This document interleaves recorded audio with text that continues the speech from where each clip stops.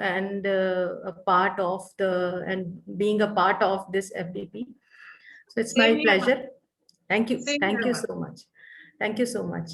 I hope this time camera is properly set because I remember last time the camera was not properly set and the supporting staff had to come to my office to set it. I hope this time it is fine. Yes, ma'am. It's perfectly all right. Thank you. Thank you so much. So, Sunita, I want to know that what is the background of the participants, and so that I may relate them with the examples of their area. Ma'am, they are from different colleges and universities. Some of the faculty members are from LLB also, LLB college, Okay, and this is so international program. So, okay, I was guessing that most of the participants would be from the civil engineering background. No, ma'am. Okay, okay, fine, fine. Different fields, and this is a national program. So, faculty Definitely. from all over India have joined us. Thank you. Okay. Okay. So, so should I start with my presentation? Yes, ma'am. Please. Okay. Thank you. Thank you for the permission. So, participant, a very warm good afternoon to all of you. Rather, it had been nearly good morning and good afternoon. So, it is a mixed feeling actually.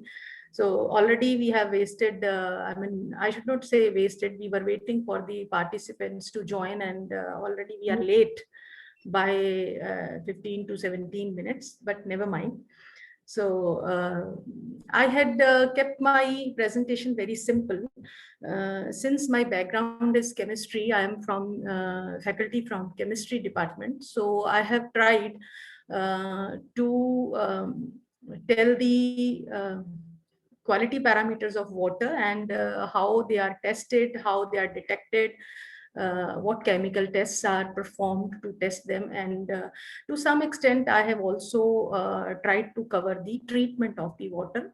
Not for all the purposes. I have tried to I have tried to keep my presentation very simple, and I have covered only the treatment for the domestic purposes, as well as for the, especially if I talk about the industry, especially for the boiler feed water, right? So let me share my screen with you so that we may start with the actual content of the presentation. I hope this is visible to all. So let me put it to the full screen mode.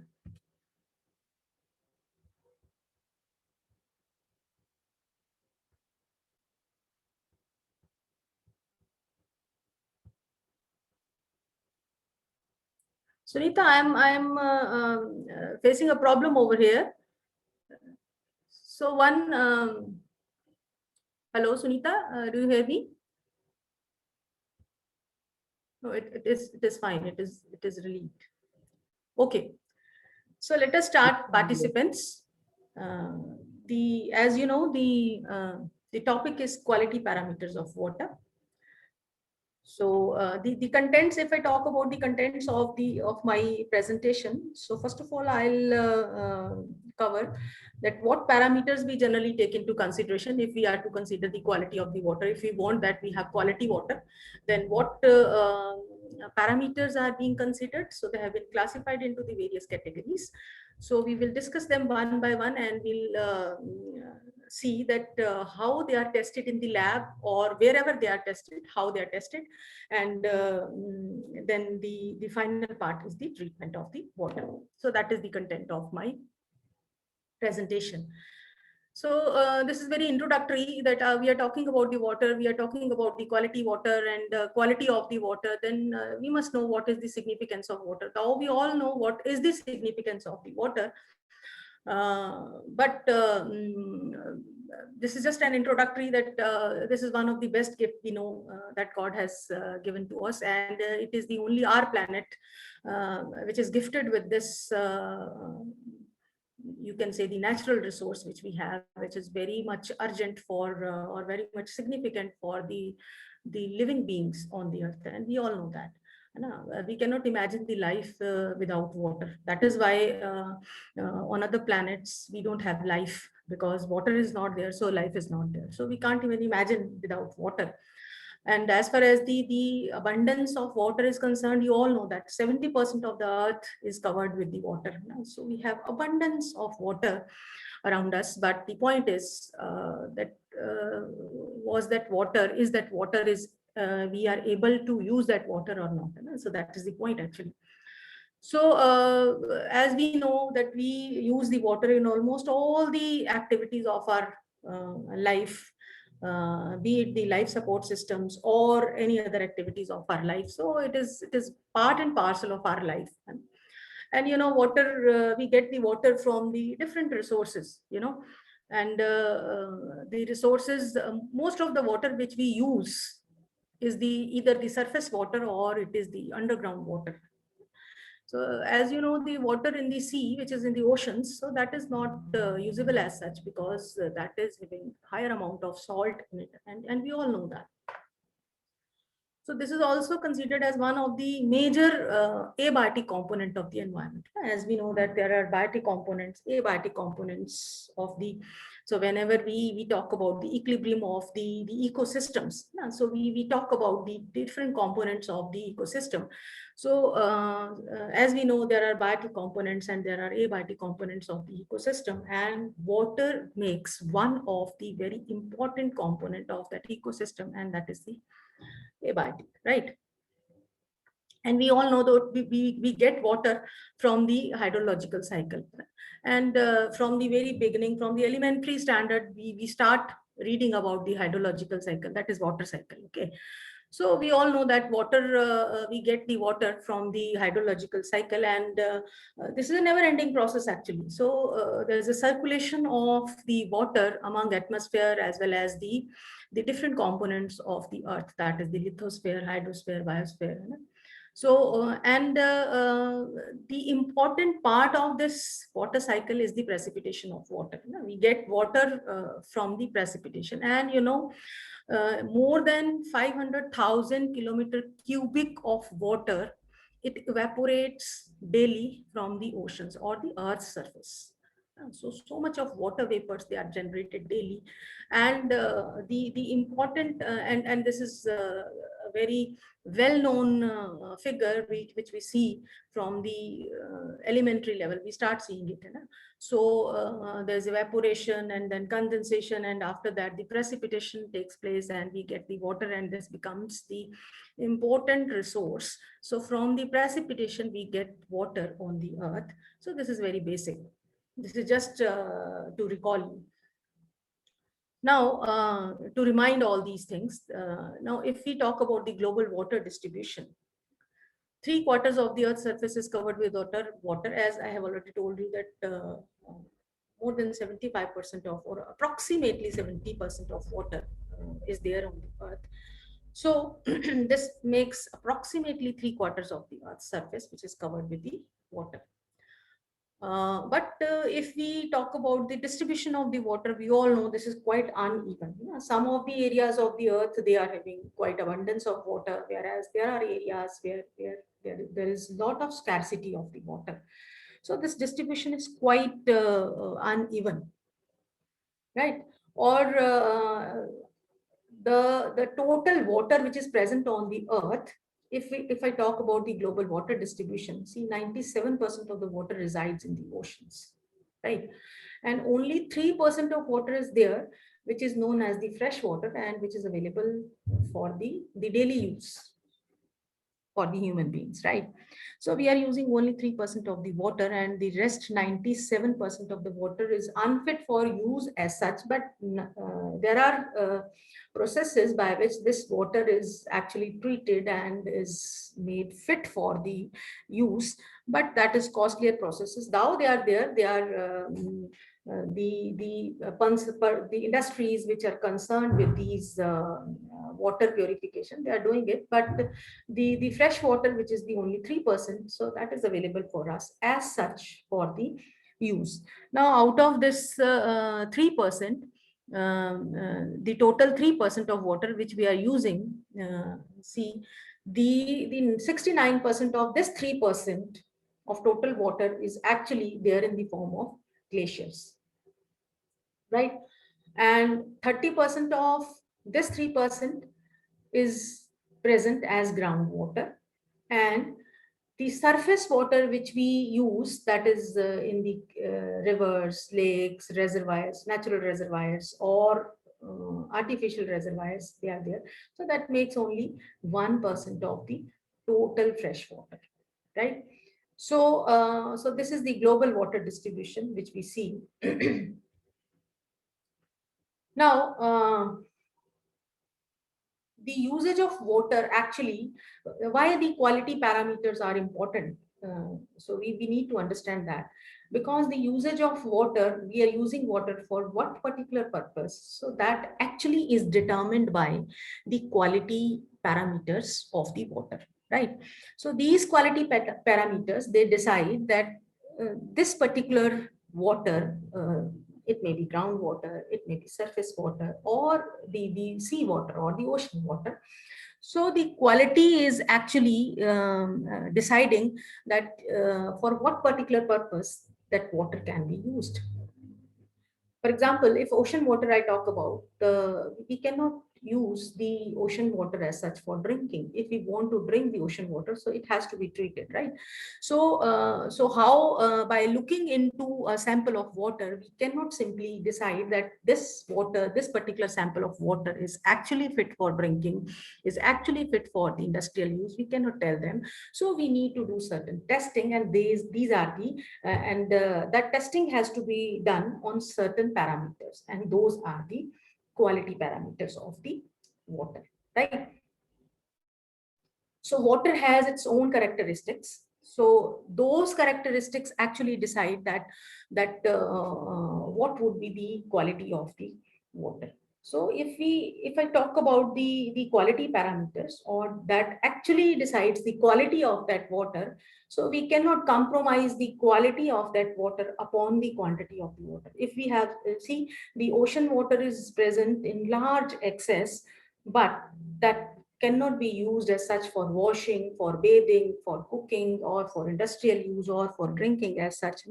So we cannot compromise the quality of the water due to many and many reasons, because so our system, or whatever industry is there, or for what particular purpose that water is being used, so there are certain specification for that particular water. So we cannot compromise the quality of the water. So that is why the different agencies like WHO or the Indian standards or the international standards, they have been set for the various parameters, right? Now, if I talk about the consumption of the water, right?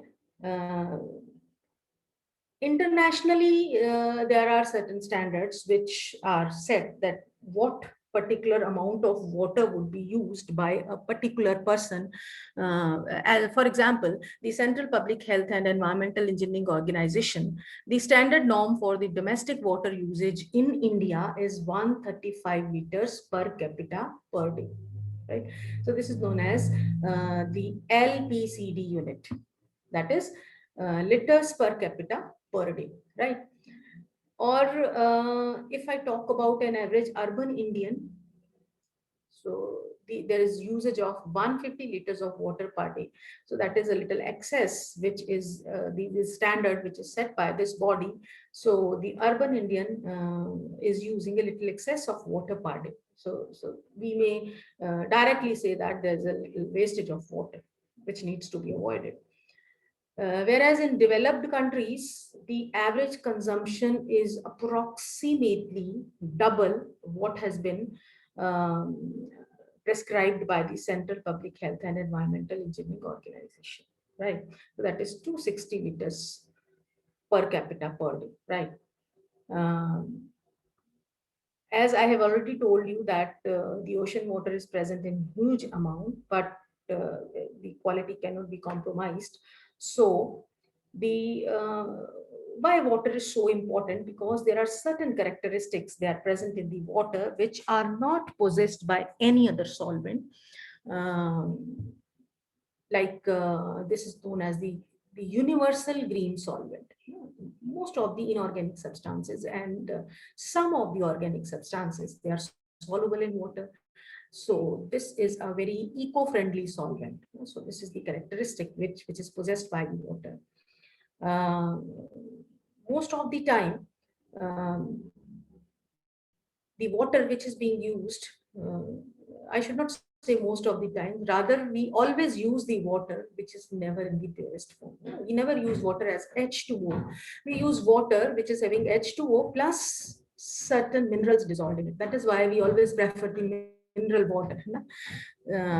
Because we never want that water should be devoid of minerals, because these minerals are necessary for the routine metabolism of our body. So that is why we always prefer the mineral water. So we never use the water in its purest form. If it has to be used in the purest form, that is used in certain chemical reactions or certain specific purposes. If there's a chemical reaction where we need only H2O, we don't need any impurity, so that impurity may interfere with the reaction. Only then we use the H2O. But for the general purpose, for the day-to-day routine life, we never use water in its purest form. We prefer water which is having minerals dissolved in it, right? So as I have already told you, so these dissolved substances which are there in the water, so they actually decide the quality of the water. Now, if I talk about the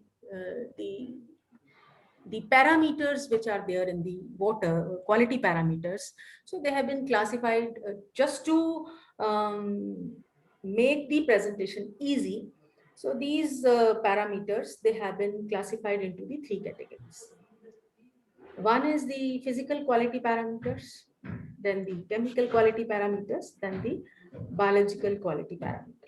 So we'll take these quality parameters, or the you can say the properties of the water. These are the physical properties of the water, chemical properties of the water, and the biological properties of the water. We'll take these parameters one by one, and we'll see that how they're being tested and what chemistry is involved in their testing.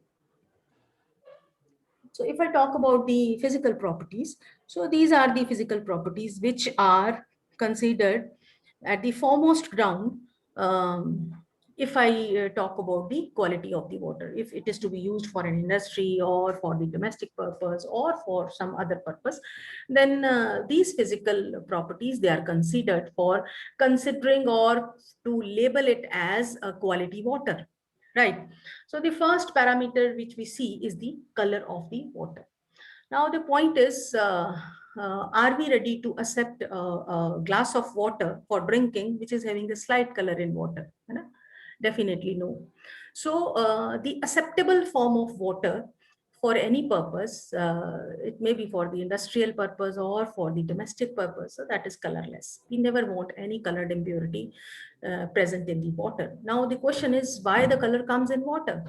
So the color comes in water due to the dissolved impurities present in the water. Most of the time these impurities, they are in the form of the inorganic salts, especially the salts of the iron. So when the iron salts are present in the water, so they give a slight yellow color, slight brown color to the water. So that is not acceptable actually. So the acceptable water is colorless. This also reduces the palatability of the water actually. So as I have told you, that we never want a glass of water which is having a slight color in it. So palatability is also reduced with the water. So the range of the colored water, it varies from light yellow to the dark brown. So dark brown may be due to the highest amount of iron present in it. Sometimes water is having the slight green color. So that may be due to the presence of the algal growth or the organic matter present in the water. So the standard unit which is there for measuring the color of the water, so that is the platinum cobalt. So platinum cobalt unit. So the acceptable color of the water as far as the platinum cobalt units are concerned is 5 to 25 units of the platinum cobalt water. The next physical parameter is the temperature, right? Now, temperature, you see, it controls many of the ecological processes which are taking place in the water. So they are dependent upon the water. If the temperature is higher, the speed of those ecological reactions that would increase, and if the temperature is low, that would be reduced, and it has to be moderate. So it has to be moderate. The acceptable temperature for drinking purposes is 5 to 12 degrees centigrade, right? So that is actually acceptable temperature. Now, what is the reason that temperature may vary? So there are many reasons due to which the temperature of the water may vary. That may be the atmospheric conditions. That may be what is the temperature around climatic conditions around that surface water. So that would influence the temperature of the water. You have seen that in Punjab, we see there are extreme conditions of summer and the winter. So in winters, the temperature goes very low, whereas in summer season, the temperature is very high for the surface water. So they are the reasons. So for underground water, the temperature, the temperature of the bedrocks. So that also plays a very important role. So that varies the temperature. So temperature of the surface water, as I have already told you, is influenced by the climatic conditions. So that is the another quality parameter. Too hot water or too cold water is not considered as a very good quality water. The another physical property of the water is the taste and the odor. Now, you just imagine a glass of water which you take and it is having some foul smell in it, so you don't feel like drinking that water. So the odor of the water is very important parameter. So it has to be odorless. Actually, there should not be any foul smell in the water. Now, from where the odor comes in water? So the organic impurities present in the water, the soluble impurities, I should say, present in the water, they give foul smell to the water. So whenever there are organic impurities present in the water, so there is likeliness that the microorganisms, they would grow there, and the metabolism of the microorganisms over the organic impurities, so that would produce the waste which is having the foul smell. Sometimes it is fishy smell, sometimes the smell of the rotten egg, if the quantity of the organic impurity is too high, right? So the acceptable is odorless. The taste of the water, so that is also very important. So the taste depends upon the dissolved impurities present in the water. So if it is in the allowed range, the dissolved impurities present in the water, they are in the allowed range, then the taste is good. But if it goes beyond that range, which is the allowed range by the say WHO or the Indian standards, if it goes beyond that, then the taste of that water, so that is not acceptable. So the taste is also guided by the amount of the dissolved oxygen present in the water. If the dissolved oxygen is the water is saturated, or it is now the solubility of oxygen in the water is very less, but whatever solubility is there in the water, oxygen, whatever solubility of the oxygen is there in the water, so that gives a good taste to the water. So you might have observed commonly that whenever you heat water, you take lukewarm water, so that doesn't taste very good as compared to the cold water. So what is the reason for that? The reason for that is whenever you warm the water, the solubility of the oxygen gas in water, it decreases, right? And if the water is cold, then the water is saturated at that particular temperature and pressure. Of course, the solubility of oxygen is guided by the temperature and the pressure conditions around that water. But at that particular pressure, the cold water, that is having the quite high amount of oxygen dissolved in it, which gives a good taste to the water. If there are inorganic impurities present in the water, so that give the earthy taste to the water, right, which is not acceptable. So these are the taste and odor. And another parameter is the turbidity. Turbidity is in local language, we can say this is the muddiness in the water, the clarity of the water, right? So we always want clear water, the clean water, for our domestic purposes. We do not want that water sample which is having slight muddiness. So muddiness is generally due to the presence of the colloidal impurities present in the water, right? The mind it, the taste of the water comes from the dissolved impurities, whereas the turbidity of the water, it comes from the impurities which are in the suspended form. And the impurities which remain suspended in the water, they are of the colloidal nature, because they never settle down, or they settle down at a very slow pace, right? So that gives turbidity to the water, that gives muddiness to the water, right? Normally, to check the turbidity of the water, Secchi disc is used. Secchi disc is nothing else but a metallic disc, which is divided into the 4 quadrants. And the 2 quadrants, they are painted white, and the 2 quadrants diagonally opposite each other quadrants, they are painted white, and the 2 diagonal quadrants, they are painted black. So it is tied with a rope, or you can say a string. So that is immersed in the water, for which we want to check the turbidity. So it is immersed in the water, and it is tested that to which depth we can see those colors of the disc.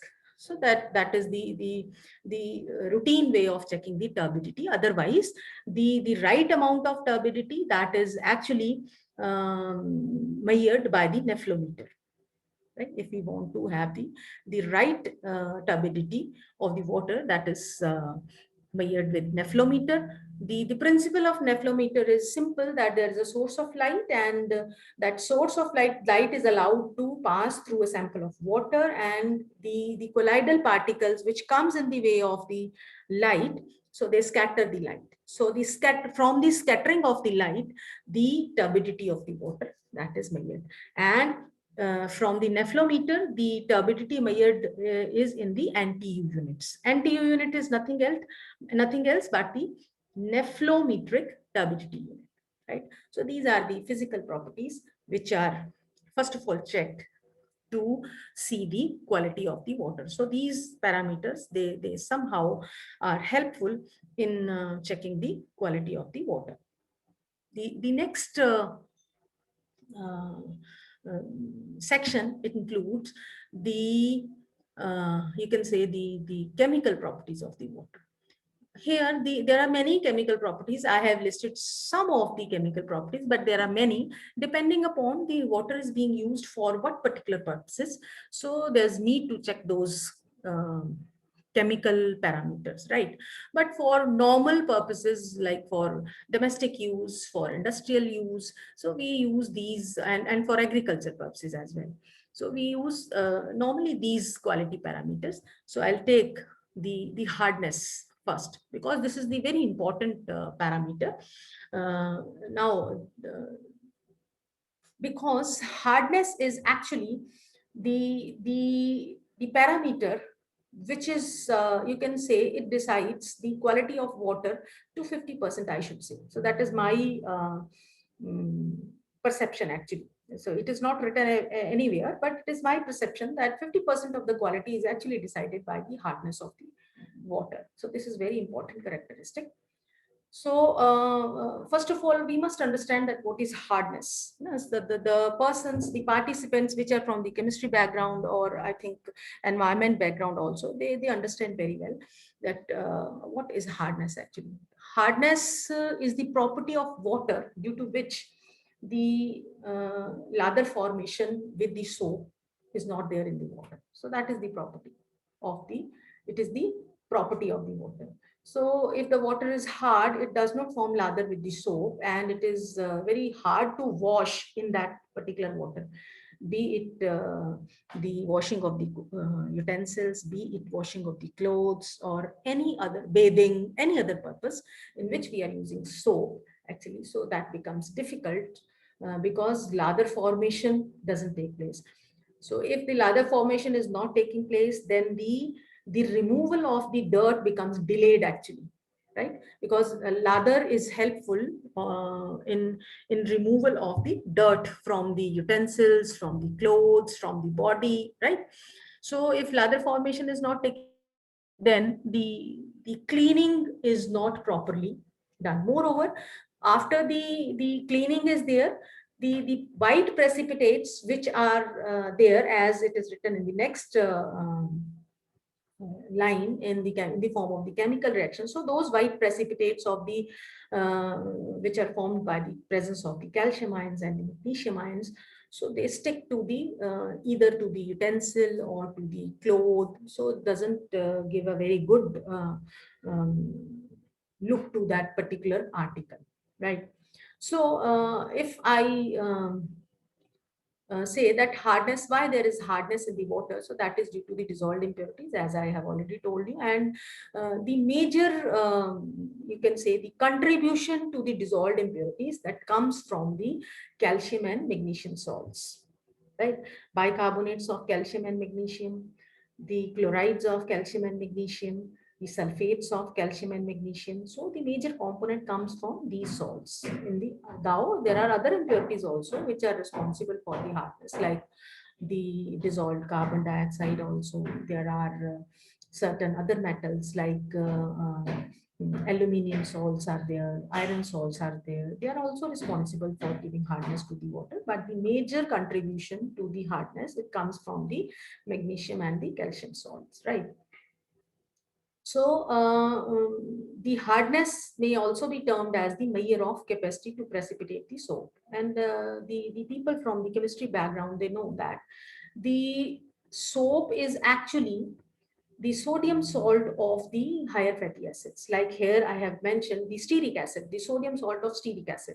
So this is the soap in chemical language. So whenever this soap is added in the water, which is hard water, so which is having calcium and magnesium salts, here I have mentioned calcium sulfate as one of the salt which is responsible for the hardness, magnesium chloride, which is one of the salt which is responsible for giving hardness to the water. So if they are there in the water, if water is hard, so what they would do, they would interfere with the soap, with the chemical action of the soap, and they would replace the sodium ions of the soap with themselves. So they would take the place of the sodium. So calcium would take the place of the sodium, magnesium would take the place of the sodium. Now, what is the difference? Now the question arises, what is the difference between the two? In both these salts, there is an anion, there is a cation. So what is the difference? So the difference is the sodium salt of these fatty acids, they are soluble in water, and that is a soap, and that gives lather if those impurities are not present in the water. But if hardness causing ions, that is calcium and magnesium ions, are present in the water, so they would be replaced by the sodium ions. So these calcium salts of stearic acid, or the higher fatty acids, or the magnesium salts of the higher fatty acids, they are not soluble in the water. So they make white precipitates, and they settle down in the water, and they are visible in the water in the form of the white scum. So that white scum, so that sticks to the clothes, that sticks to the body, that sticks to the hair. So if we wash our hair with the hard water, so the hair becomes very dull. Even then, if you use a very high quality shampoo, even then your hair would become dull, because that dullness comes from the sticking of these white scum precipitates, white scum of calcium and magnesium salts to your hair. Similar is the case with the utensils and the clothes. So that gives dullness to the article which has been washed with the hard water, right? So agar hardness, if I talk about the hardness is measured in the units, generally in the units of parts per million or milligram per liter. Now there are other units, two other units also in which the hardness is measured, but these two units are very common, that is parts per million and the milligram per liter. Hardness is, if we want to understand the hardness completely, we must understand that hardness is of two types: temporary hardness and the permanent hardness. Temporary hardness is also known as the carbonate hardness. right? Now, carbonate hardness, this word is actually a misleading word. So when we say this is a carbonate hardness, so if sometimes I talk to the students, or if I ask some question regarding the temporary hardness, so what is the reason, I ask, what is the reason for the temporary hardness in water? The students generally say this is due to the presence of the carbonates of calcium and magnesium. So this is wrong actually. As why they are confused? Because in the name it is carbonate hardness. So you must understand the hardness is not due to the presence of the carbonates of calcium and magnesium ions. This is actually due to the presence of the bicarbonates of calcium and magnesium ions. Now the question arises, what is the difference between the carbonates and the bicarbonates of the water? As uh, from the beginning, when I started the hardness, I told you that hardness is due to the presence of the dissolved impurities, right? Now, you must understand that the bicarbonates of calcium and magnesium ions are soluble in water, and carbonates of calcium and magnesium ions, they're not soluble in water, right? So if carbonates are not soluble in water, then how can they be responsible for giving hardness to the water, right? So the hardness, temporary hardness, is not due to the carbonate, because that is insoluble in water. So that is already settled in the water. So that would not be able to give the hardness to the water, because it is not soluble in water. So that is misleading. So you must understand that temporary hardness is not the now it is, the name is carbonate hardness, but this is not due to the presence of the carbonates of calcium and magnesium ions. This is due to the presence of bicarbonates of calcium and magnesium ion, because it is only the bicarbonates which are soluble in water, and the carbonates are not soluble in water, as you can say. And we simply, one line is generally related with the temporary hardness, that is, it can be, because students वो उसको रट लेते हैं, and they simply say this can be removed by boiling, by mere boiling. So what happens when boiling takes place in the water? So whenever the water which is having temporary hardness, so you must understand that the temporary hardness and the permanent hardness, they are not separate in water as such. So they are present jointly in the water, but we have segregated them in two categories depending upon that what ions are responsible for giving the temporary hardness and the permanent hardness.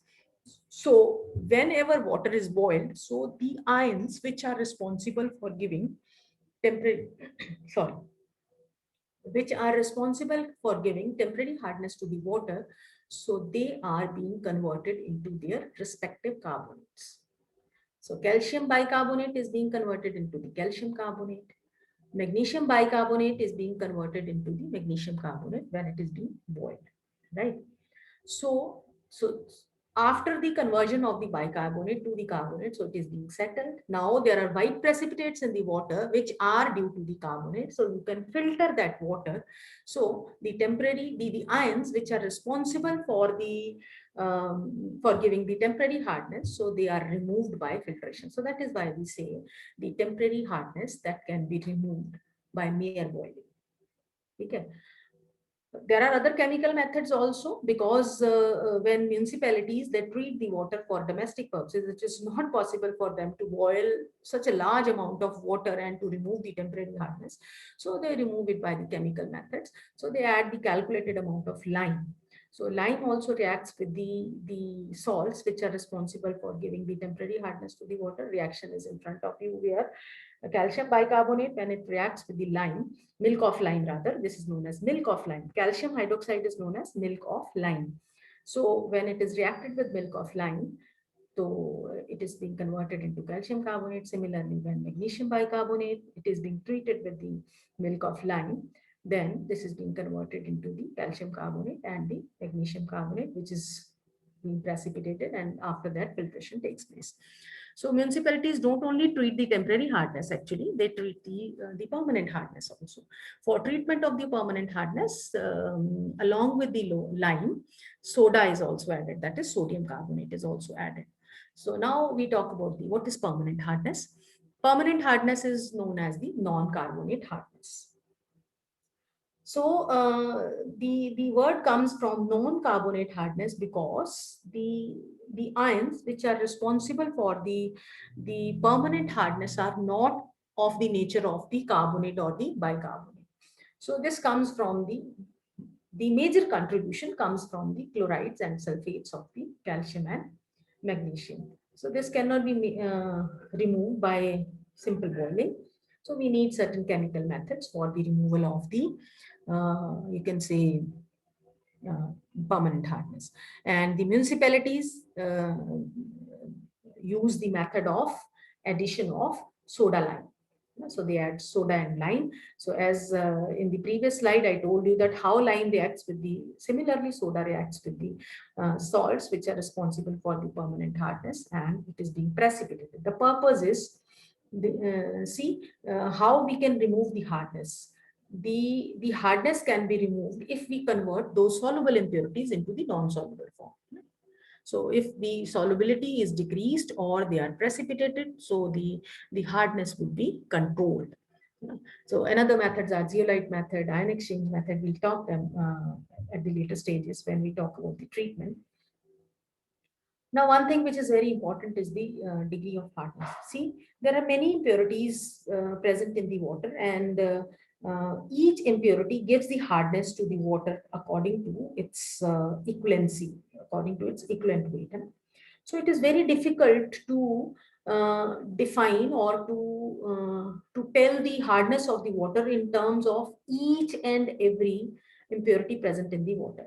We never say, whenever we talk about the hardness of water, we simply say a figure. For example, the hardness of this particular sample is 230 ppm or 230 milligrams per liter. We never say this 230, out of this 230 milligrams per liter, how many milligrams come from calcium sulfate, how many milligrams come from calcium chloride, how many milligrams come from calcium bicarbonate, how many milligrams come from the respective salts of the magnesium. We never say that. Now, so does it mean that these impurities are not present in the water? No, they are present in the water, but we can say we translate all those impurities, or we represent all in terms of only one chemical, and that is calcium carbonate. Right. Now, what is the reason that we have selected this chemical to represent the hardness of the water? Because the molecular weight of calcium carbonate is 100. So whatever calculation is to be done, so that is easy, to multiply it with 100, or if we multiply with its equivalent weight, it is 50, even then it is easier, right? So this makes the calculation easy, and the calcium carbonate is the most insoluble salt present in the water that can be precipitated out. So all the hardness producing substances present in the water, so whatever hardness is being caused by them, so that is converted into the calcium carbonate equivalent hardness. So that is known as the degree of hardness. So whatever hardness we give for a sample of water, so that is always given in terms of the calcium carbonate equivalent hardness. So whenever we say that a particular sample is having 140 ppm of hardness, it means 140 ppm of calcium carbonate equivalent hardness. So we always represent the hardness in terms of the calcium carbonate equivalent, and which is a standard practice. Now, how do we convert the hardness in terms of the calcium carbonate equivalent? So this is mass of the hardness producing substance in milligrams per liter or ppm, whatever unit we are selecting. So that mass, for example, 2 milligram of calcium chloride. So that is giving the hardness in the water. First of all, the water is analyzed, right? So we need to know that how much magnesium chloride is present in the water. So say X grams are present. So that is the mass of the hardness producing substance, that is magnesium chloride, which I'm talking about, multiplied by 100. 100 is the molecular weight of the calcium carbonate, divided by the molecular weight of the hardness producing substance, that is the molecular weight of the magnesium chloride in this particular case. So this is how we convert all the hardnesses in terms of the calcium carbonate equivalents. Now, so we know that a particular set of water, particular sample of water that is having hardness, that how do we measure the hardness? Hardness is determined by these two methods are there, soap solution method and complexometric titration using the EDTA. Soap solution method, though it is there, but this is not a very accurate and a very versatile method and is not commonly used. Soap solution method is not commonly used, but what do we do in this method? We titrate a sample of water with the standard solution of soap unless and until we get the precipitation. So the principle is that the hardness producing ions, they stop the soap from producing the lather. So that is the principle actually. But this complexometric titration using EDTA is the most common method, very versatile method, very accurate method, which is being used in the laboratory. EDTA method mein, what do? We take a water sample and here we need an indicator, and the indicator used over here is the eriochrome black. So water sample is taken, 2-3 drops of the indicator, which is eriochrome black tea, and a buffer, which is having pH 10, right? So that is being used. So whenever these three reagents, they are added in the water sample, we get the wine red color, right? So then this, these components of the titration flask, you can say, so they are titrated against the standard EDTA, right? Now, what is the, generally, whenever we talk about the titration, we use a word standard solution. You must understand what is a standard solution. Standard solution is a solution for which we know the concentration, right? It may be in the terms of the normality, it may be in the terms of the molarity, it may be in the terms of the strength. So when we know the concentration of the solution, so that solution is known as the standard solution. Here in this case, the two major reagents which we are using is the water sample and the EDTA. The full form of EDTA is ethylene diamine tetraacetic acid. So this EDTA, these are the two main reagents which are there in the water. Now, the water sample, we don't know the concentration of the ions. We don't know the concentration, or we don't know the hardness which is present in the water sample, right? So this is an unknown sample, unknown solution, you can say. And for EDTA, because we are preparing it ourselves, we are preparing it in the lab, so we can know we know the concentration of the EDTA. So that is a standard solution, जिसको हम खुद बनाते हैं, calculated उसकी measured quantity dissolve करते हैं calculated amount of water में. So that becomes, for that particular solution, we know the concentration, so that becomes standard actually. So in a titration, standard is always taken in the burette, and the unknown sample, or the sample for which we want to know something, the concentration or the hardness or anything. So that is taken in the titration.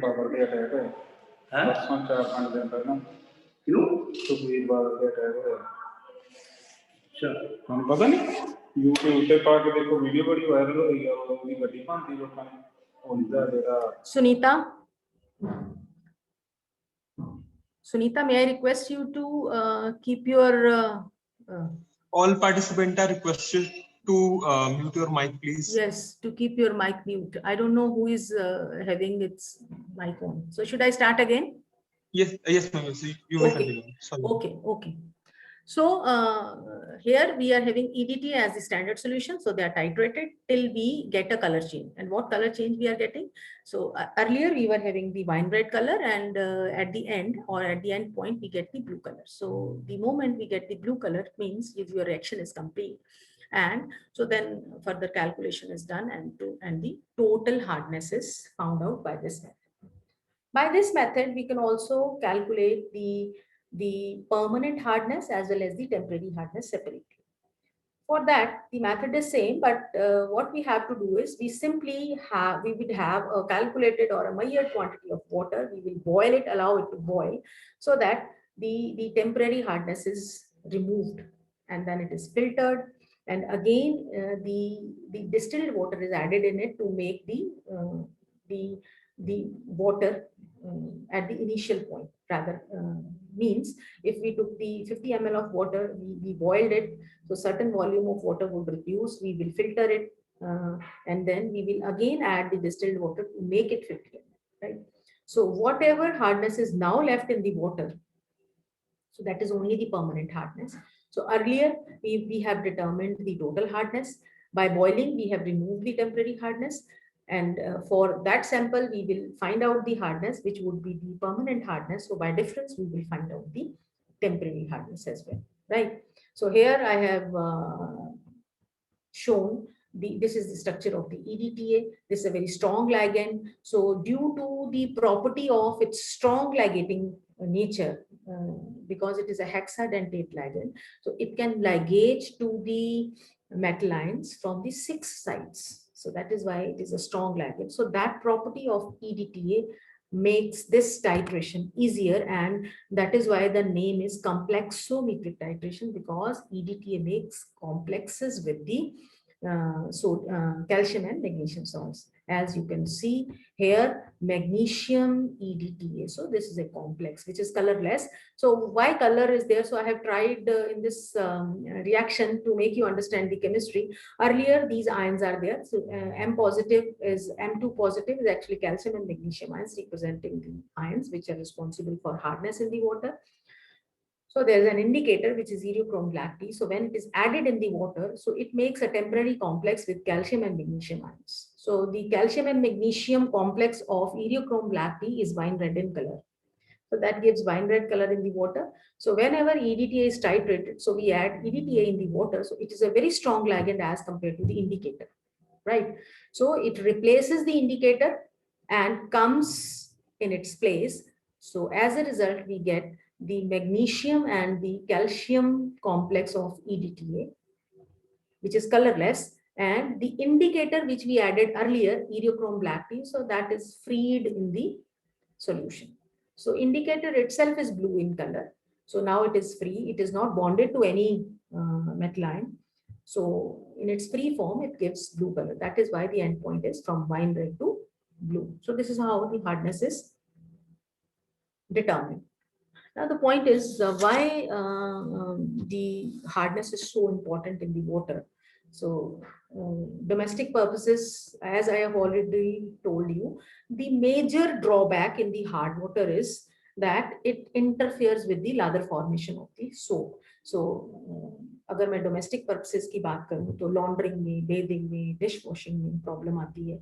So ये हम पहले discuss कर चुके हैं. If I talk about the industrial purposes, so there are many disadvantages of the hardness, excess hardness in the water. So because for every industry, there are set specifications. Like for example, for boiler industry, the specification for the hardness is, it is perhaps less than 0.2 ppm, right? So very less hardness is required.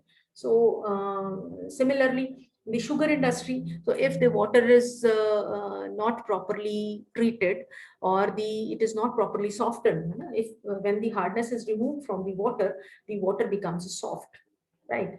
So this is known as the softening of water. Removal of hardness from the water is known as the softening of water. If softening is not properly done, then in the sugar industry, the crystals we will get, that will be deliquescent in nature. What is deliquescent? Deliquescent means they can absorb water from the atmosphere. So we never want the sugar crystals which are not dry, right? So that would be a little wetty, right? So that is due to the presence of the hardness producing substances present in the water. So they become part of the crystal of the sugar, and they take up water from the atmosphere, and that the sugar becomes deliquescent. Moreover, if nitrate is present in the water, so that gives slight light yellow color to the sugar crystals. So sugar crystals, we want white sugar crystals for the commercial purpose, right? So that is not acceptable.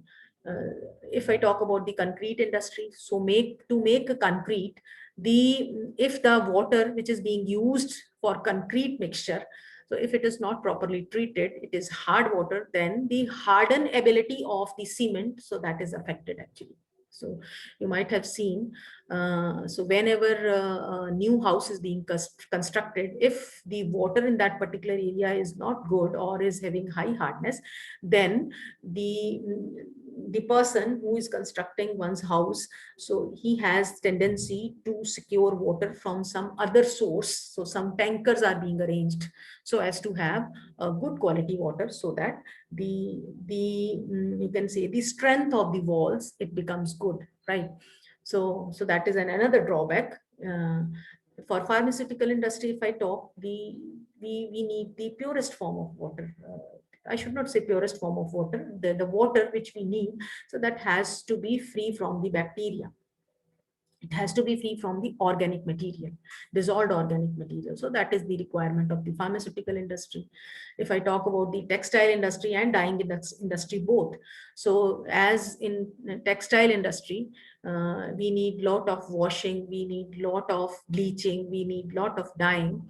So lots and lots of water is being used over here, and lots of soap is being used over here.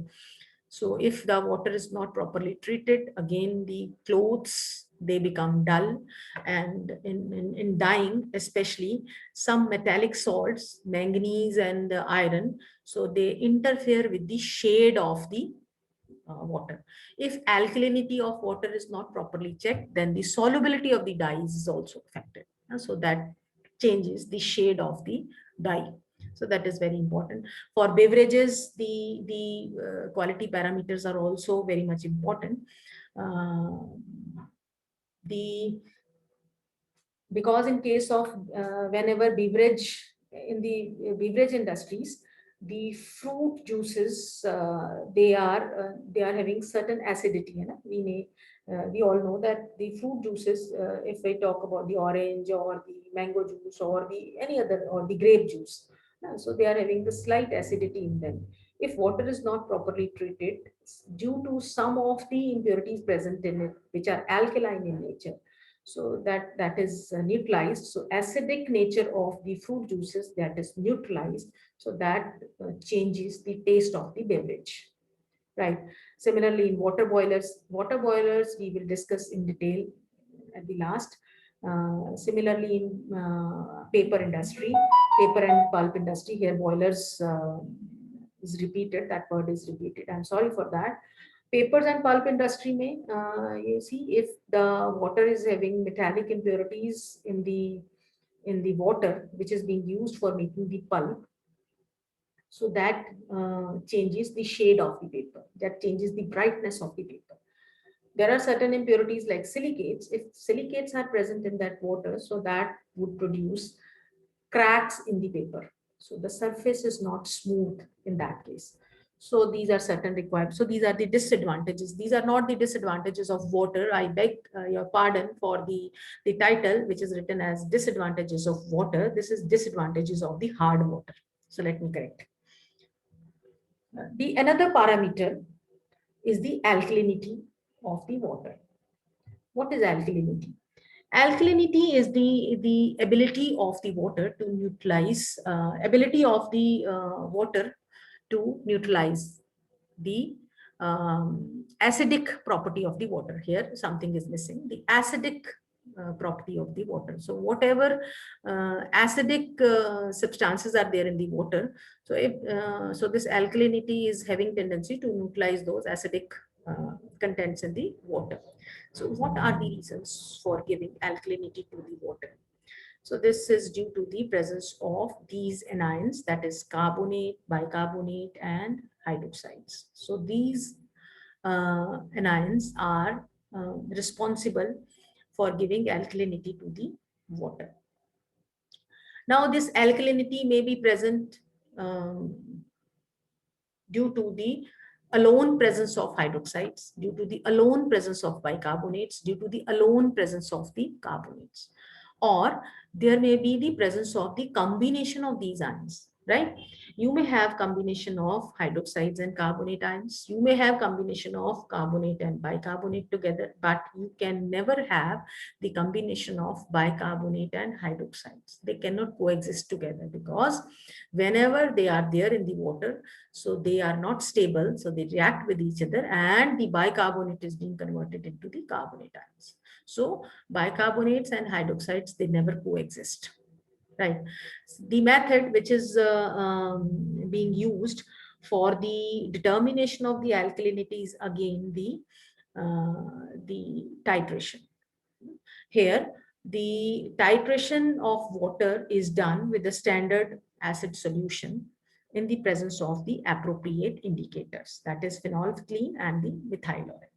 Before I give you the detail of the alkalinity or the other detail of the method, I want to show you one slide. See here in this case, the indicators which is being used over here are the methyl orange and the phenolphthalein. You must understand the phenolphthalein, actually indicators are what? These are the chemical substances uh, which have tendency to change their color at a certain pH. So they are the indicators. Those dyes, they are actually dyes which change their color at a particular pH value.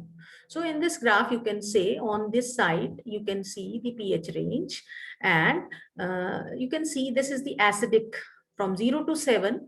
This is the acidic water, or you can say the acidic conditions. So when the pH is from 7 to 14, the pH is towards the basic side.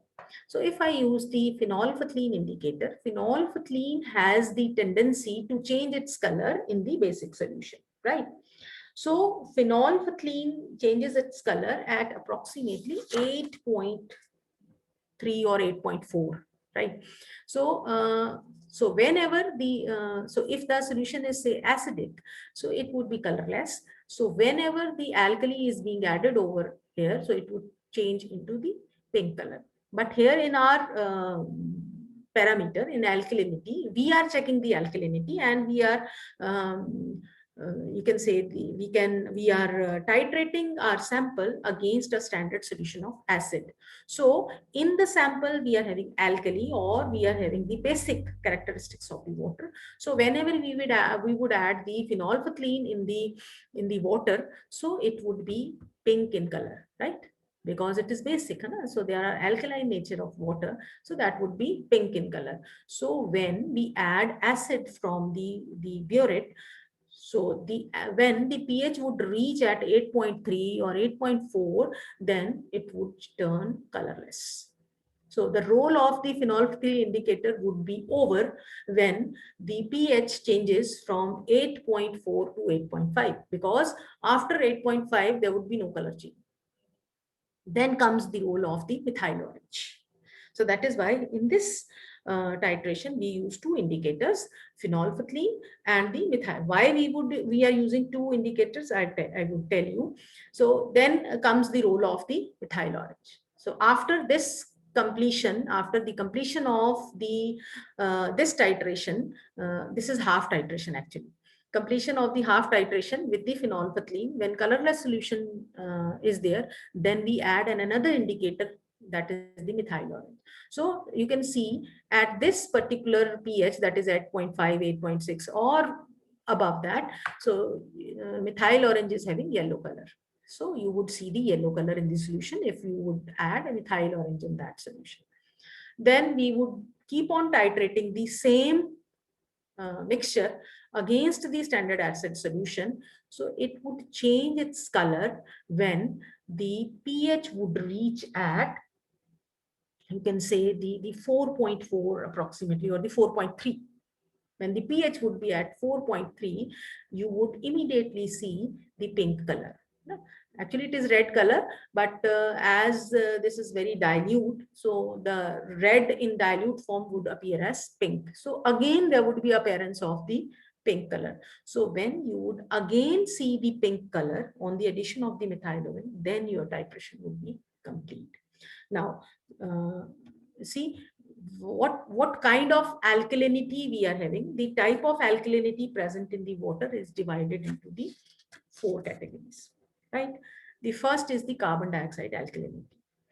Now, carbon dioxide alkalinity, when it is present in the water, the pH of the water would be from 4.2 to 4.5.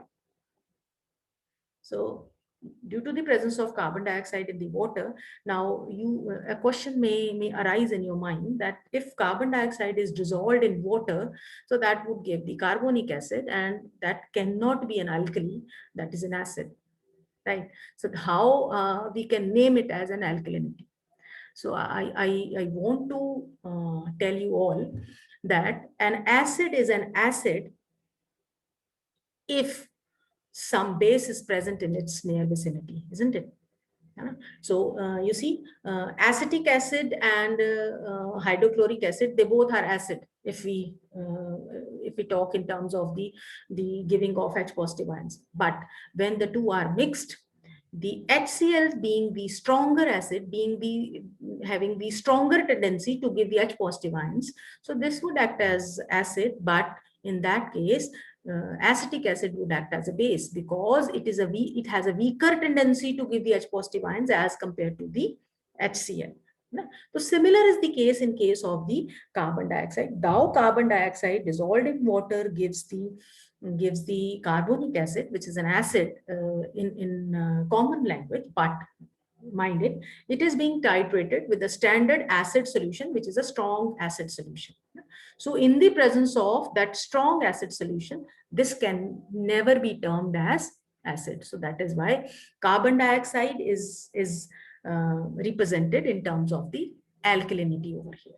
So alkalinity due to the carbon dioxide gives the pH range that is 4.2 and 4.5, where the role of methyl orange is there. As I have already shown you that methyl orange change its color at 4.3, 4.4 approximately, right? The next type of alkalinity is the carbon dioxide and the bicarbonate alkalinity. Now, carbon dioxide and bicarbonate alkalinity is a type of alkalinity which is due to the presence of carbon dioxide and bicarbonate both, right?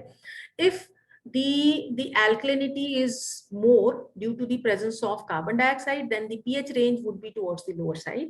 And if the higher concentration of bicarbonate is present in the water, then the pH range is towards the higher side, and the higher side is 8.2 to 8.4. And the lower side of this type of alkalinity is 4.2 to 4.5, and the higher side is 8.2 to 8.4, right? The other type of alkalinity is bicarbonate and the carbonate alkalinity. Now, bicarbonate alkalinity, here there's a balance between the bicarbonate and the carbonate. In the earlier second category, there was a balance between the carbon dioxide and the bicarbonate. And here the pH range becomes, on the lower side, it is 8.2 to 8.4, and on the higher side, it becomes 9.6, right? So if the higher amount of bicarbonate is present, then the pH range is towards the 8.2, 8.4 side. And if higher amount of carbonate is present in the water, then the pH range is towards the higher side, that is up to 9.6. And hydroxyl alkalinity is due to the presence of hydroxides alone, right? So if it is there in the water, then the pH of the water goes beyond even 9.6. Right. So for titration, as I have already told you, the alkalinity which is being checked with the help of phenolphthalein indicator, that is known as the P alkalinity, and the alkalinity which is being tested with the methyl orange, now this is done jointly. There is the method involves the addition of both the indicators, right? So so one indicator does the half job, and the other half job is being done by the another indicator, that is the methyl orange, and the result of both the indicators, or result of both the indicators, so that counts the total alkalinity of the water. Another is the salinity. Salinity comes from the sodium and chloride, the major components of the salinity in the water is sodium and chloride. So they make water saline or brackish, unfit for drinking, unfit for domestic use, unfit for industrial use. So the saline water is generally present in the oceans. So if I talk about the dissolved salts present in the ocean water, the only salt, sodium and chloride, so the concentration is 35,000 ppm. That makes approximately 3.5% of the dissolved salts, which is very high. So see, when we talk about the hardness of the water, so the permissible limit is less than 500 ppm. In Indian standards, it is less than 500 ppm. So this goes in thousands. No.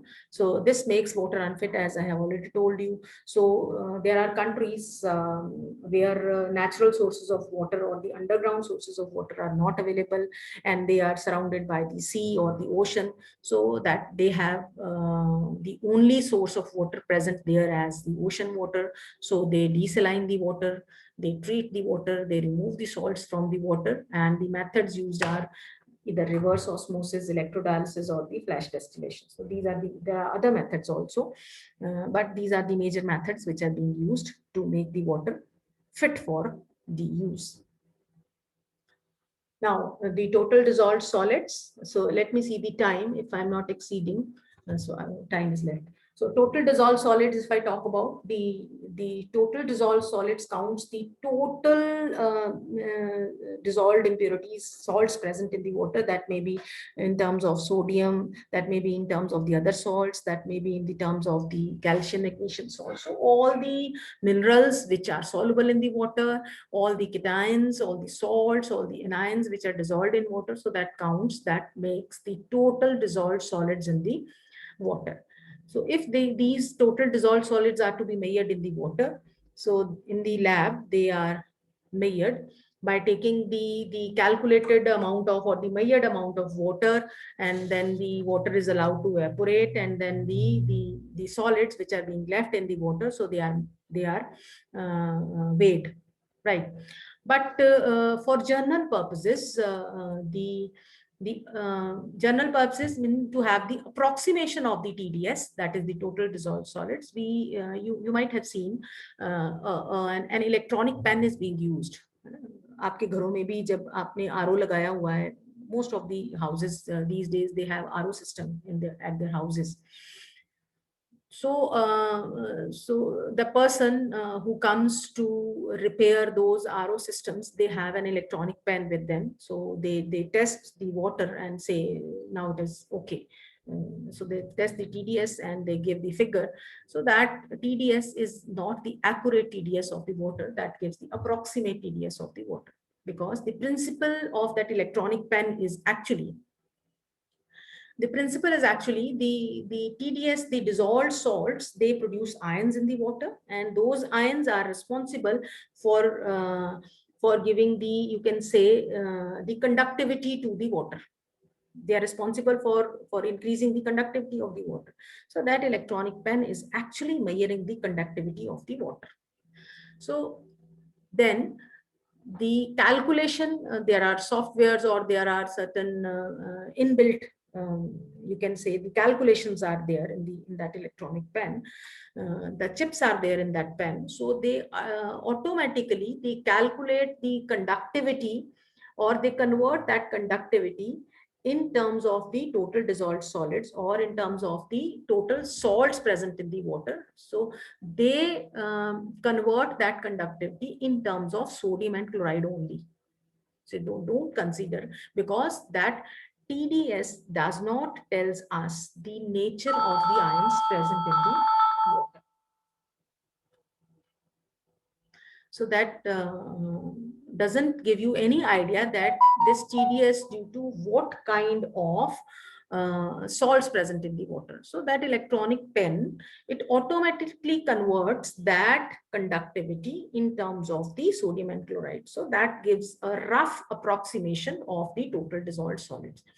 If one wants to measure the actual total dissolved solids in that sample of water, then the method which I mentioned earlier is you take a sample of water, measured quantity of, excuse me, your phone is there. So let me, am I allowed to attend the call? Perhaps it is urgent.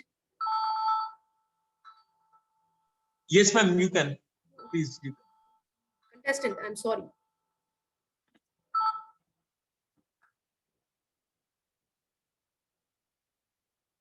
Yes. Hello हाँ जी, बोलिए. Hello yes yes, बोलिए. आज बस बोले दीपक आएगा hello, कौन बोल रहा है? मैं गेट से है मैम महाराजा रणजीत कॉलेज हाँ जी, क्या काम है, बोलिए. कहाँ पे चला है बोलिए, क्या काम है आपको? मॉक करके हेलो, सॉरी सर, मैं ना एक लेक्चर में हूँ, मैं आपसे ना आधे पौने घंटे बाद बात करूंगी.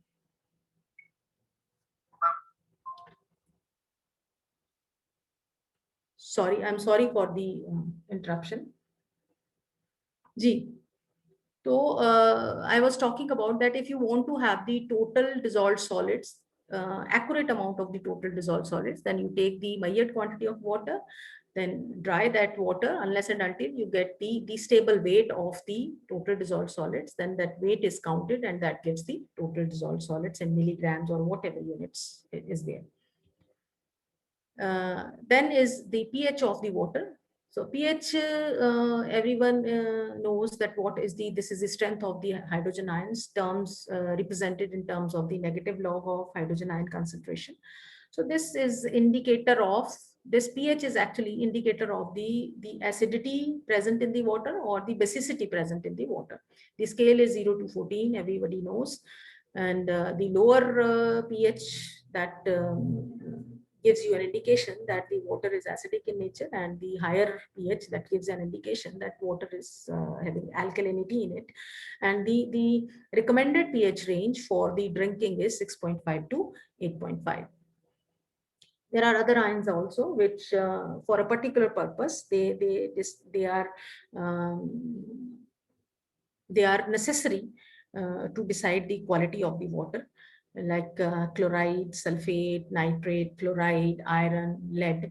As the time is short, so I'll quickly go through these parameters. So chloride is there. Now let me tell you, for all the ions present in the water, the major source for these ions present in the water is the lithosphere.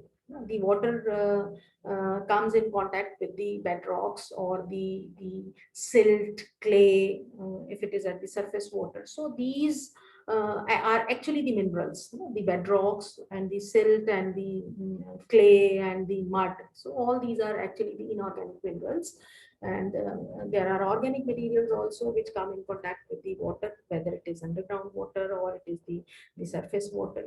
So the water is always in contact with the bedrocks. And so this lithosphere is actually the responsible, it takes the responsibility for giving these impurities in the water. So slowly and slowly, these some of the minerals, they become soluble in water under the severe conditions of temperature and pressure. So they become soluble in water, and then that becomes the impurity in the water. If that impurity is in the permissible range, then it is fine. It becomes a good quality water. And if that you can say the mineral, it goes beyond the permissible limits, and then becomes trouble. So in that case, we need the treatment.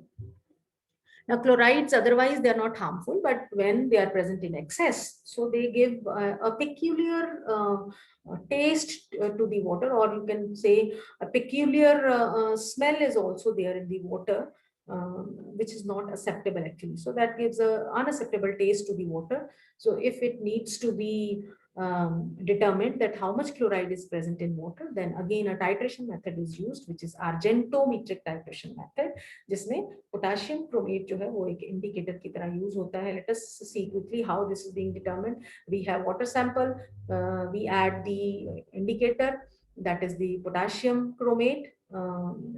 then the solution is titrated against the standard silver nitrate solution. So whenever silver nitrate is being added, chloride is already there in the water, so the reaction takes place. That is, silver ions, they react with the chloride ions, gives the silver chloride, which is the white precipitate. So you see the white precipitates in the yellow background. From where the yellow background comes, that comes from the potassium chromate. So indicator is having yellow color, so that gives a yellow background, and you see the white precipitates. So earlier the chloride ions are available, they react with the silver ions and gives the white precipitates. When all the chloride ions they are over, then comes the turn of the chromate. So chromate takes the place and it reacts with the silver and gives the red precipitates. The moment you start receiving the red precipitates in the mixture, so that is the end point of the titration. So this is how then further calculation is done. Then fluoride is having a dual significance. Excess of fluoride is not required.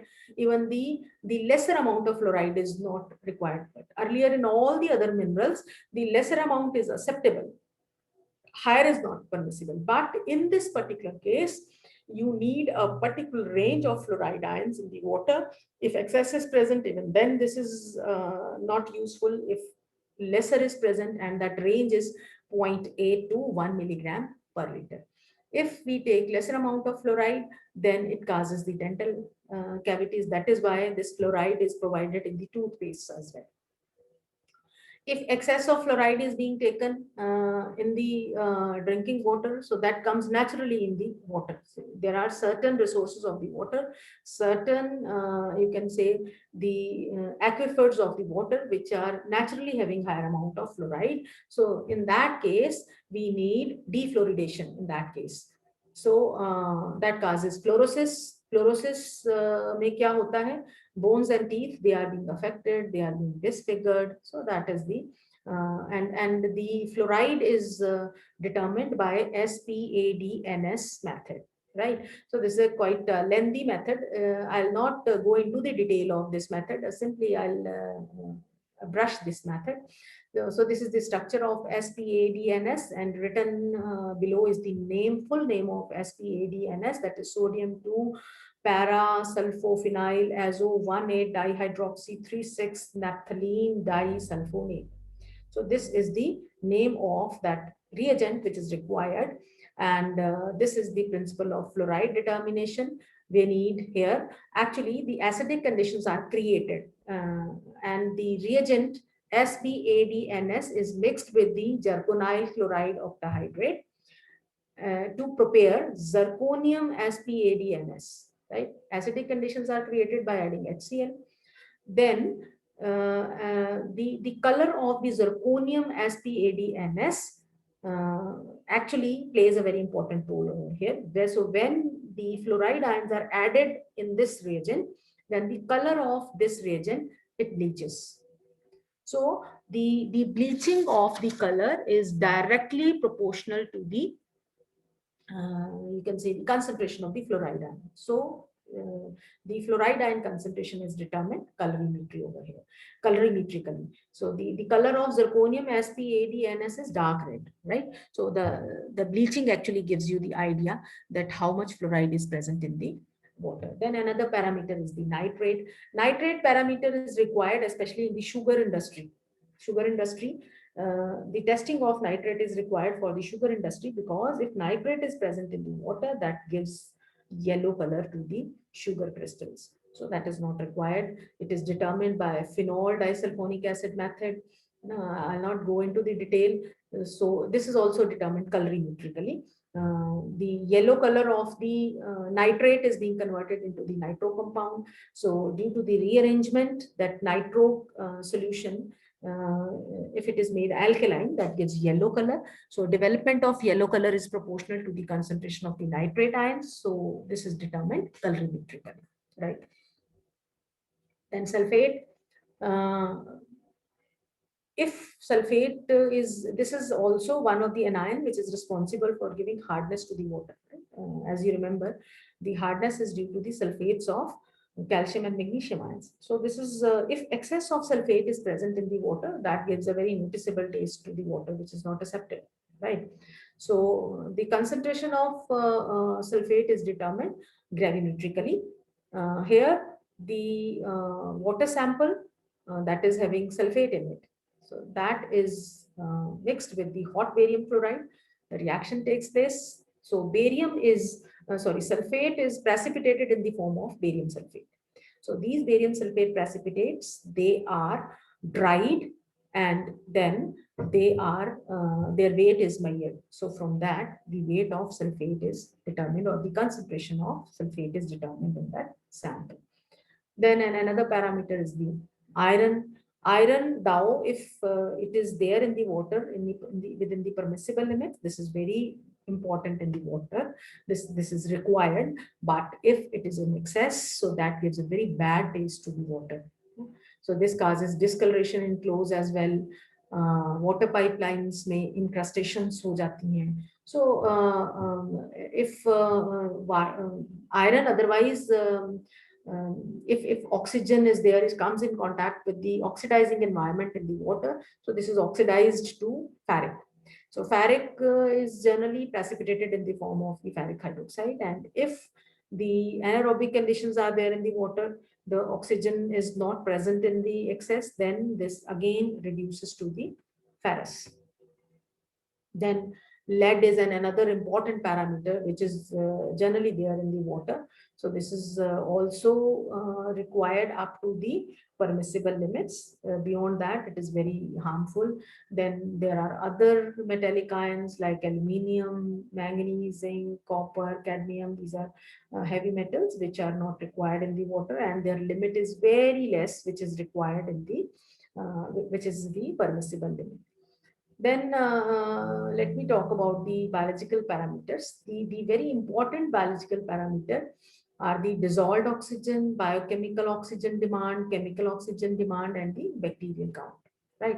Now, if I talk about the dissolved oxygen, this is one of the very important parameter which decides the quality of the water. Right. As I have already told you, this oxygen is poorly soluble in water. Right. So but this poor solubility, that lesser amount of oxygen which is present in the water, is very much necessary for the aquatic life in the water. If that oxygen is not there in the water, then the aquatic life is very much it is lethal to the aquatic life. Right? The fish would be killed, and the other aquatic animals that would not survive if this 8 to 15 milligram liter of oxygen is not present in the water. The minimum requirement, as it is mentioned, is 5 to 8 milligrams per liter. So if there is fall in the dissolved oxygen level in the water, so that gives very undesirable taste, foul smell in the water. So this is one of the very important parameters which decides the quality of the water. So if that dissolved oxygen is very less in the water, so that reduces its acceptability, so that it's not acceptable. Now, what is the role of the dissolved oxygen actually in the water? So this dissolved oxygen actually, if I talk about this is the method by which this dissolved oxygen is measured in the water. This is the iodometric titration. Let us not go into the detail of the chemistry of the Winkler's method. The only thing you must understand is the principle is here: the dissolved oxygen is made to react with the potassium iodide, which gives an equivalent amount of iodine in the water, and that is titrated against the standard hypo solution. Right? So to make that oxygen available, then these chemicals are manganese sulfate, sodium hydroxide. So these chemicals are being added to make that oxygen available. So as the time is short, so I'll not go into the detail of the chemistry. So these reactions are actually involved. If time would have been allowed me, so I could have discussed the chemistry in detail. So let us skip this chemistry. So let me tell you that dissolved oxygen in the water is determined in terms of the two parameters, that is the BOD and COD. So these are very common parameters, you might have heard about it, BOD and COD. What is BOD? BOD is the biological oxygen demand. This is the amount of oxygen which is required by the since the microorganisms are present in the water. If the organic substances are there in the water. Say when biodegradable organic compounds, they are there in the water, so they are released into the water, which are always there in the ponds or the rivers or the natural water reservoirs or the artificial water reservoirs. So whenever the biodegradable organic matter that is present in the water, then microorganisms, so that becomes food for the microorganisms. So microorganisms, they have feast over them. So whenever microorganisms they would feed on them, then they would break down those biodegradable organic compounds into the simpler compounds. So if that degradation, or you can say the decomposition that takes place in the aerobic environment, so that gives the products carbon dioxide, water, so which does not give any foul smell to the water, and the other stable products. So this kind of aerobic decomposition by the microorganisms, that is not objectionable at all. But when the oxygen content in the water, it decreases, that is the dissolved oxygen. So the dissolved oxygen present in the water is very less than those biodegradable organic matter. So even then that is being decomposed by the bacteria. But in this case, the products which are being produced over here, they are not at all acceptable. They are objectionable. So they give rotten smell to the water.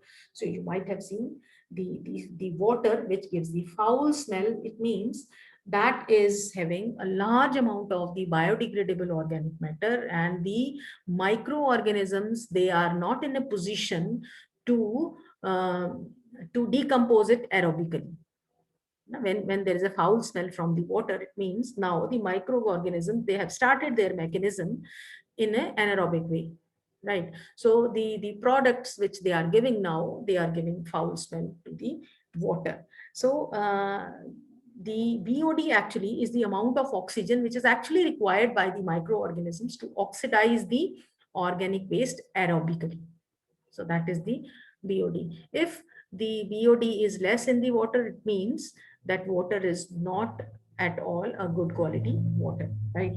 So these are the reactions when aerobic decomposition and anaerobic decomposition takes place. Let us skip it.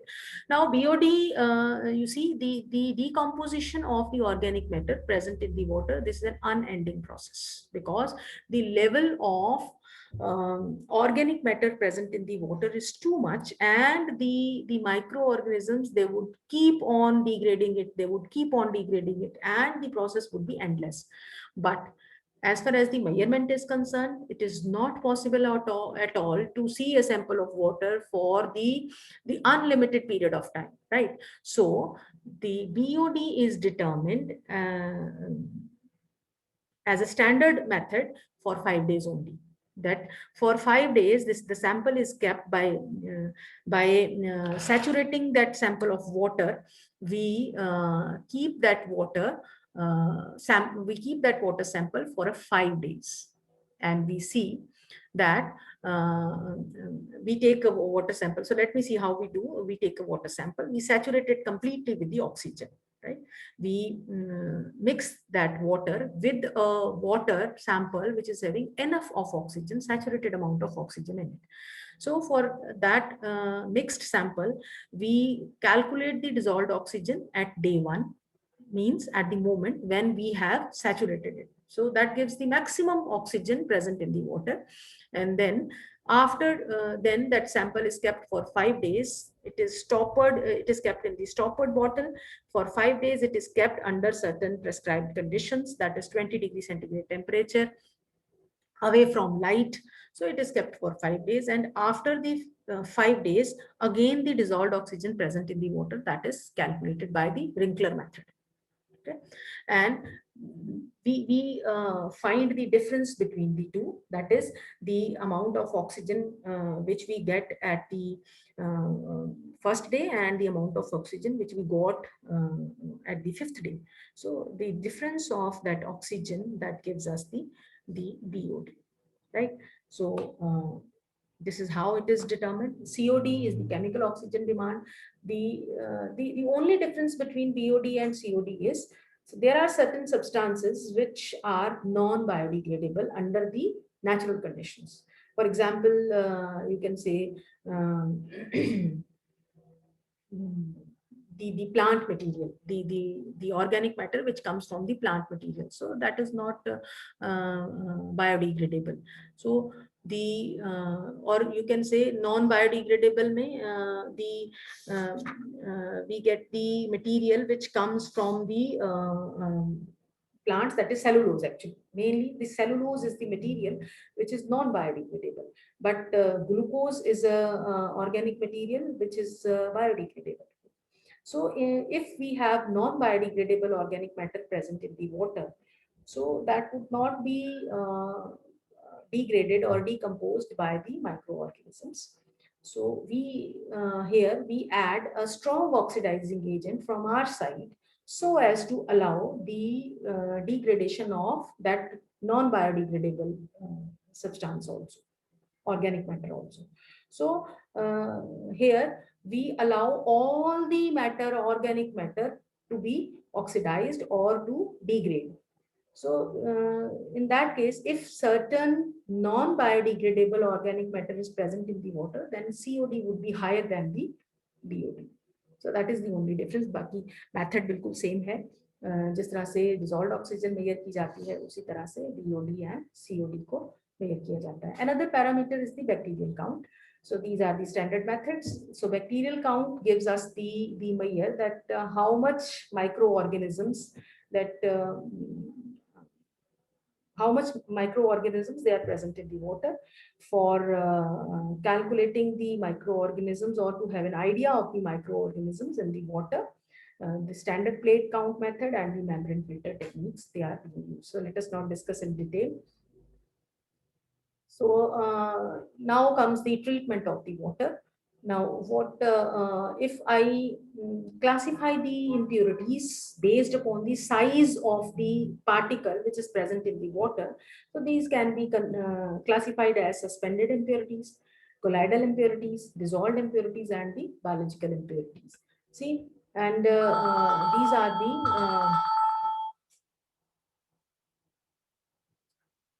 are the specifications for the potable water. So these all, you let us not read the slides. Something which is need to be understood is that if any objectionable gases are there in the water, any odor is there in the water, any color is there in the water, that is not acceptable, and the hardness that has to be less than 500 ppm, and pH range has to be from 7 to 8.5. Now, for if I talk about the treatment of the water, what municipalities they do. So certain pre-treatments are being done, and the treatment of the impurities, for the removal of the impurities, that is being done. Now, for pre-treatment, they need to maintain the pH of the water. They need to prevent the algal growth in the water. They need to remove the larger debris which are present in the water. They need to avoid the or to minimize the evaporation of the water. So these are certain pre-treatments which are required, and in the treatment, first of all, now the steps which are required for the treatment, that may vary from place to place depending upon that of the groundwater. What is the source of the water? It may be groundwater, it may be surface water. If it is groundwater, then there is no need of screening. Actually, the purpose of screening is to remove the larger debris present in the water. It may be in the form of leaves, it may be in the form of the logs, it may be the dead animals or these dead fish present in the water. So that is the purpose of the screening, right? If it is underground water, then screening may be skipped. So these steps may be added or they may be removed depending upon what is the source of the water which is being treated. Then that water is collected in big reservoirs, and it is allowed to stand for say 5 to 6 hours to allow the sedimentation of the suspended particles. So that may be sand particles, bigger sand particles, smaller gravels. So they are allowed to the gravels or the particles which actually pass from the screens, right? So so under the gravity, so the sedimentation takes place. Then the supernatant water which is there, so that is transferred to the another reservoir. So the first step we have done is we have removed the suspended impurities. Now in that water, we are left with the colloidal impurities and the dissolved impurities. For colloidal impurities and the dissolved impurities, they are treated together.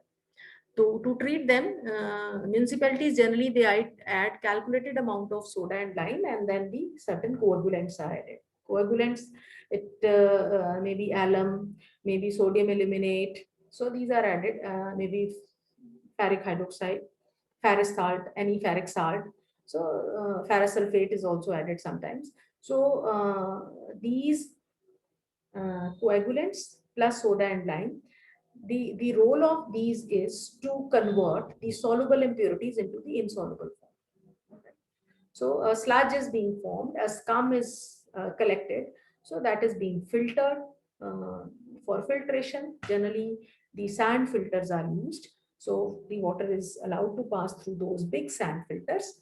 Now water is now free from the colloidal impurities, free from the dissolved impurities, free from the suspended impurities, right? So these three types of impurities we have removed. We are only left with the bacterial impurities present in the water, right? Now, if the soda lime process is being done with the very much care, means the calculated quantity of soda and lime is being added, the residual hardness left is only 50 to 60 ppm. And that is acceptable as far as the domestic use is concerned, right? So after the removal of the filtration, after the removal of these dissolved impurities, colloidal impurities, suspended impurities, then removal of the microorganisms. So for removal of the microorganisms, chlorination is done. Chlorination is nothing else but the addition of the chlorine in the water, addition of the bleaching powder, or the addition of the chloramine in the water. So that kills the germs in the water, and the water is, at this stage, the water is ready to use for the domestic purposes. So this is the treatment which is being given by the municipalities. The disinfection, the last step is the removal of the microorganisms, which is also known as the disinfection of water. So disinfection is done with the help of, as I have already told you, bleaching powder ho sakta hai, chloramines ho sakta hai, even UV radiations. For swimming pools or for the smaller purposes, the UV radiations, they are being used. For the domestic RO systems, the disinfection is done with the help of the UV tubes. So in your homes, there is a UV tube also which kills the germs. But this is done at the smaller scale. For larger scales, generally the chlorination is done. These are the specifications for the boiler feed water. The important thing which you can see is the hardness which is required for the boiler is less than 0.2 ppm. Of course, there are parameters for alkalinity also, and silica is also very important here. Of course, pH range and dissolved oxygen, they are other important parameters. Now, if the water for the boilers is not properly treated, then these are the problems which we face in case of boiler scales and sludge formation is that the ions which are responsible for the hardness in the water, they stick to the walls of the boiler. So they reduce the efficiency of the boiler, that is scale and sludge formation. In priming and foaming, the persistent bubble formation and the wet steam formation takes place. So that is again due to the presence of the dissolved impurities present in the water. So that again reduces the efficiency of the boiler. Then caustic embrittlement is if excess of soda is being used in soda lime process, so that is responsible for the caustic embrittlement that weakens the material of the boiler. So the chances of the boiler explosion are there if this is not properly treated.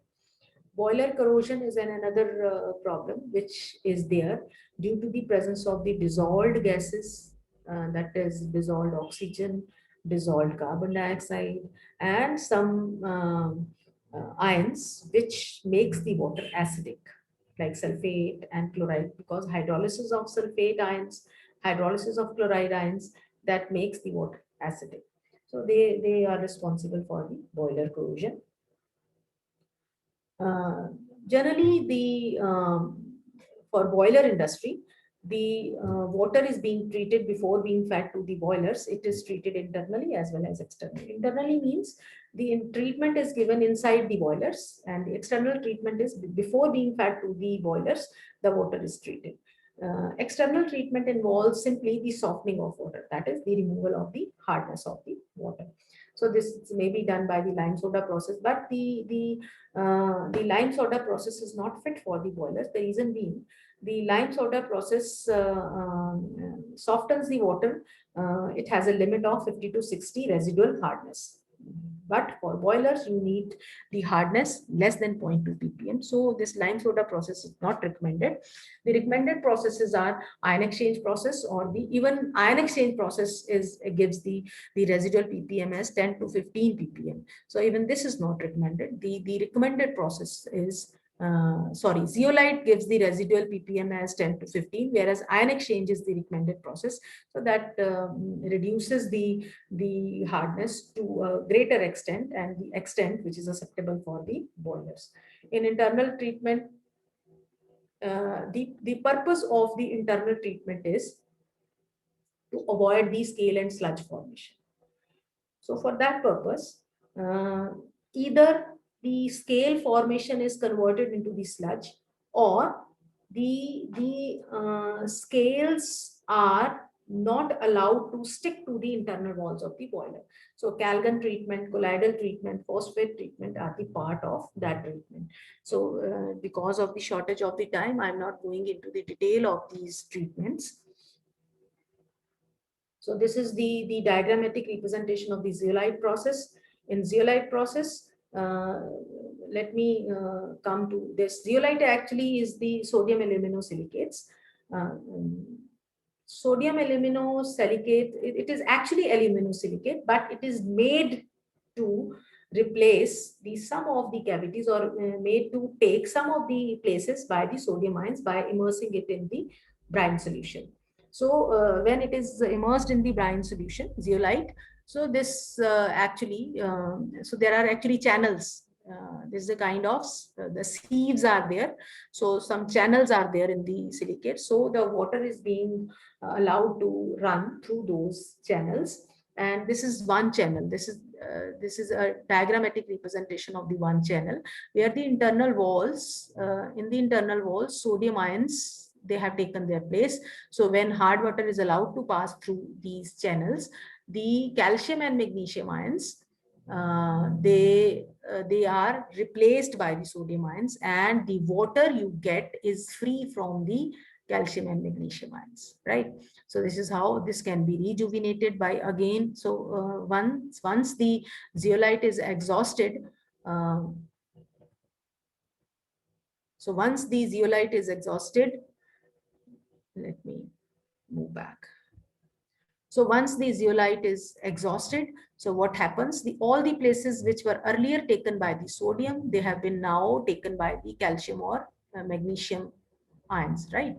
So this can be rejuvenated by again passing sodium solution through this. So this is the rejuvenation. So when rejuvenation takes place, again, the places are taken by the sodium ions, and calcium and magnesium ions, they are removed. So this is the water which is to be removed actually. So again, this zeolite is ready for use, right? Another process is the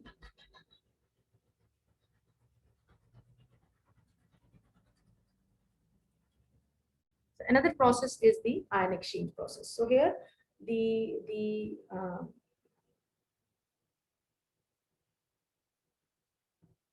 here, first of all, water is passed through the cation exchanger and then followed by the anion exchanger. So when water is passed through the cation exchanger, all the cations which are responsible for giving hardness to the water, they are being replaced with the H positive ions. And when the water is allowed to pass through the anion exchangers, excuse me. Yes. Anji? Bus, this is at the concluding stage. Okay.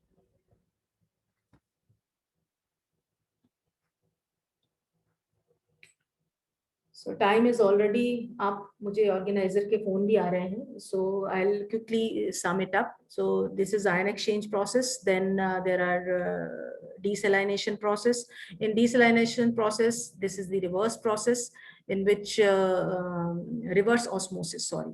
So this is actually the reverse of the osmosis, where the water is allowed to run from the lower concentration to the from the higher concentration to the lower concentration. So here actually the lot of brine is actually produced, which is a kind of wastage.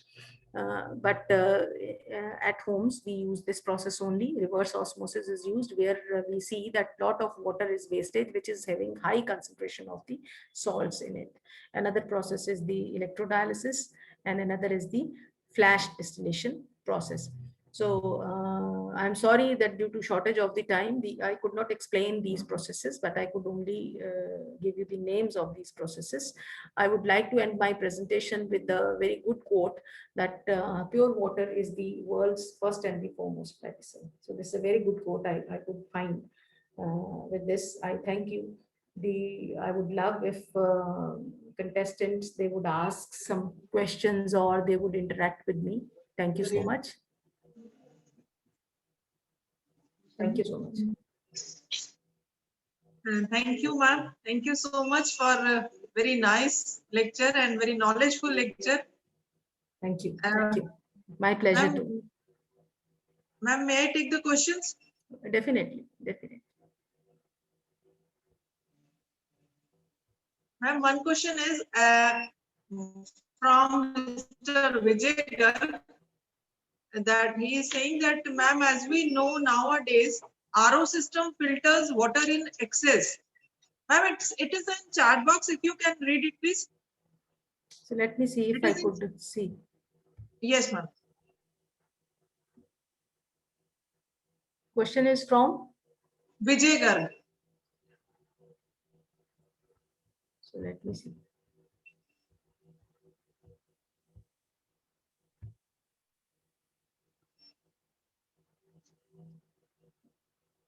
System filter waters in excess that it reduces the TDS of water to 10 to 15 ppm range in TDS units as compared to the normal TDS of the drinking water coming from taps. Is this range is okay to drink, and does use TDS controller devices are beneficial for longer term?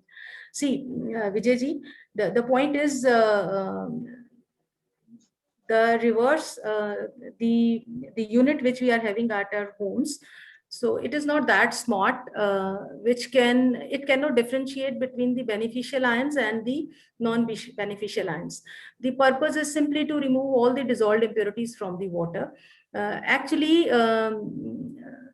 we need some more minerals in the water. So this is very less TDS. Now there are smart RO systems in which you can increase the TDS range also. But the point is, you never know. Another risk, I should say, is you never know that in that TDS, the ions which we are getting, whether they are the beneficial, or there are certain ions which may harm even at the lower concentration also. So the right way is, what I suggest you is, you keep the TDS at 10 to 15, that is okay, but you have that water and put that water in the you can say the muddy pot, मिट्टी का घड़ा जो होता है उसमें रखिए, so that gives the useful minerals to the water, so that would be beneficial for us. Another question, should I take another question if Yes. the participant is satisfied? Okay. Yes, ma'am, you can. Okay. What is the effect of water acidification on dissolved oxygen, and how it affects the marine aquatic life? See, the acidification of water is actually for every aquatic life, you see, a certain pH is acceptable. If it would be too much acidic, the metabolism of the aquatic life, so that would be effective, of course. The generally the pH range which is near the neutral, so that is always acceptable. But if the pH would increase, so that would be harmful in many ways, because it would it would not only harm the aquatic life, it would also increase the corrosion of the vessels which are there in the seawater, and other problems would be there. So the acidification of the water is not required actually, right? That's all. That's So, all. There were only Ji. 2 questions. Okay. yes. So thank you so much, ma'am, for sparing your valuable time and for sharing your best knowledge with all of us on this very important topic, that is quality parameters of water. So thanks a lot, ma'am. Thank Okay. you. Pleasure is mine. Thank you. Thank you so much. So thanks to all the participants too for their patience hearing. Now is the time for lunch break, and we will again join at 2:15 p.m. Thank you so much. Thanks to all.